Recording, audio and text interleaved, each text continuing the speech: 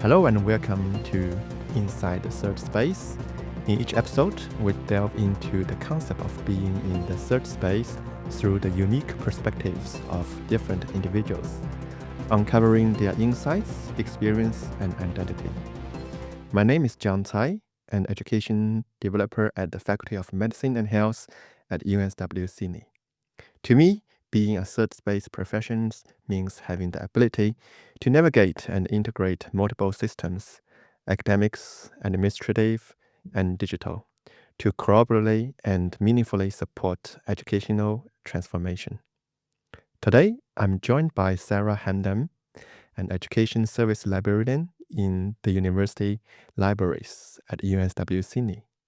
Sarah, thank you for joining us. Thank you so much for having me. So, tell us more about your role and how long have you been at UNSW community? So, I've been in my role at UNSW for about 19 months now. I work in education services within the library, as you said, and if you haven't heard of my job title before, you're not actually alone. It was a newly created position. The library recognised a gap between the skills that students were arriving at university with, especially those coming from high school, and what was expected of them in higher education. To bridge that gap, they brought in people with experience in secondary teaching, like myself. My role focuses on embedding teaching and learning strategies into workshops and presentations, making them more skills-based and student-centred. I also work closely with the team to help us better understand our student demographic, especially students from diverse and underrepresented backgrounds. Thank you. Would you say that's in your role? Are you mostly working with students directly or with the professional academics? At the moment, I would say that I'm working more with professional Mm, academics. Yeah. Yeah, thank you. And you mentioned that you're coming from a second education background. Could you describe your journey? How did you end up with third space professions? So I've actually always worked in the third space in some capacity. I just didn't have the language for it. So whether it was, in schools or now here at UNSW, I've always sort of found myself working across roles and sitting in those, I suppose, blurry spaces Mm. between teaching and support and equity work. In my current role, for example, the third space is honestly, it's everywhere. I'm not an academic, but I support learning and teaching. I'm not in student services, but I care deeply about student outcomes. I collaborate with both professional and academic staff, translating between the two and always keeping students at the center of everything that we create, and making sure that everything that we do create is grounded in best practice and pedagogy. So I guess the third space helps define the work that we do in roles that cross between teaching and support. And I suppose most importantly, it also recognizes that students are complex. They have, or they do come with identities and histories and ways of knowing that don't always fit so neatly into that traditional academic model. Mm. And the third space work creates room for that complexity and allows us to respond to it in a meaningful and inclusive way. Thank you so much for all the insights. So we talk about third space for a while. To me, it's actually a new term that I heard recently in USW. So could you share about when did you first heard about this terminology, third space, and what does this mean to you now? Well, just like you, and I think actually for a lot of us, I actually first came across the term third space after I joined Mm, UNSW, and it kind of just clicked. It helped me name the kind of work that I've been doing all along. So, work that's flexible, that's collaborative, and I guess in a lot of ways, it is very hard to define. To me, the third space is about connection. It's about working relationally, so across roles, across departments, and most importantly, with students. That's especially true for students from diverse cultural backgrounds, Aboriginal and Torres Strait Islander students, neurodiverse students, those that come to university, like the first in families. All of their experiences of university, they are shaped in part, quite a large part, by how inclusive and supportive and how human our systems are. mm, And I guess in a lot of ways, we're not here to fix students. We're here to challenge the system to be more responsive to them.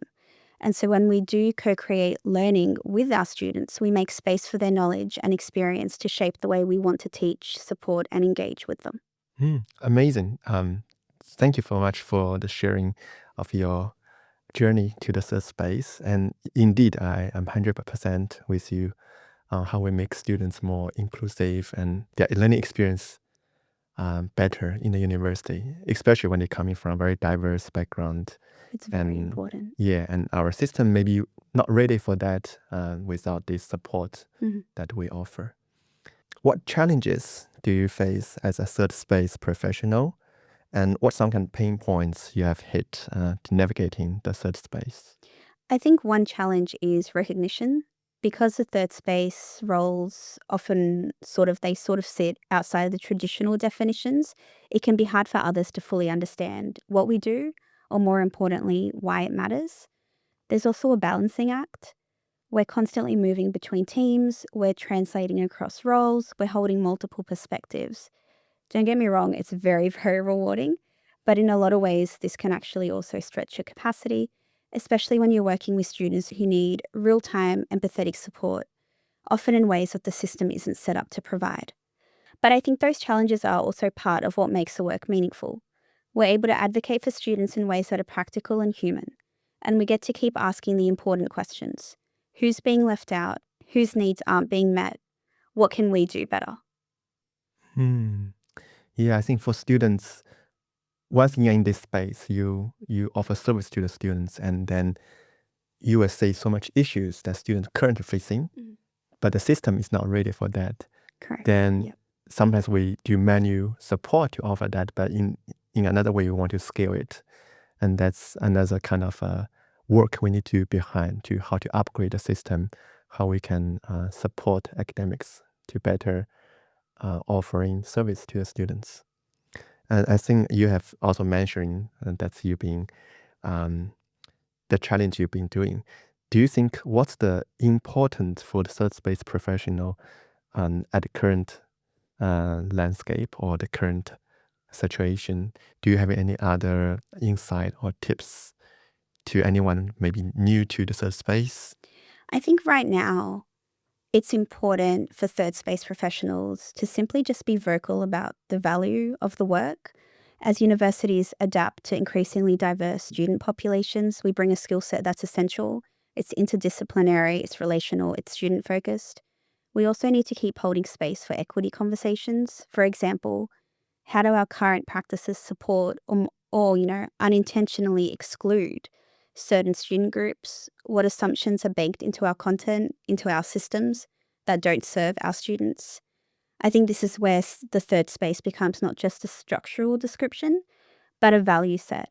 It's about refusing to treat students as a one-size-fits-all and to continually adapt the work that we do to reflect who our students really are and what our students really need. Thank you. From your perspective, what do you think the Australian students here in our university bring any unique perspective or their unique landscape that we should cater off? I think that's a really good question. I also think that's a very loaded and big question because, like we're saying, at the end of the day, we are an institution where we've got thousands of students, and one of the many complexities or challenges we sort of keep coming up against is how do we connect, especially when you've got students who are working in a post-COVID world, things that are online and hybrid. And I suppose one of the biggest differences when you compare high schools and universities is that it's so much easier in a school setting to make those personal connections. And when you come here to universities, a big challenge that academics are constantly facing, that students also say, is that there is that lack of connection. And so I suppose it's about facilitating opportunities for students to connect. And also just remembering that, as we said earlier, every single one of our students comes with so much already. They have their own identity, they have their own history, they have their own preferences and learning styles and diversities. And it's really important to not only encourage or acknowledge that, but work to include those things into our curriculums and our ways of doing, because all of that impacts the educational journey. Yeah. Thank you so much, Sarah, and for joining us and for sharing your valuable insights. To the listeners, thank you for tuning into Inside the Third Space. Until next time, stay curious and keep exploring the third space. This episode of Inside the Third Space was presented by me, John Tsai. Our editor is An Yuan, and our producer are Diana Turnip and Emily McDougall. We were joined today by our guest, Sarah Hamdan.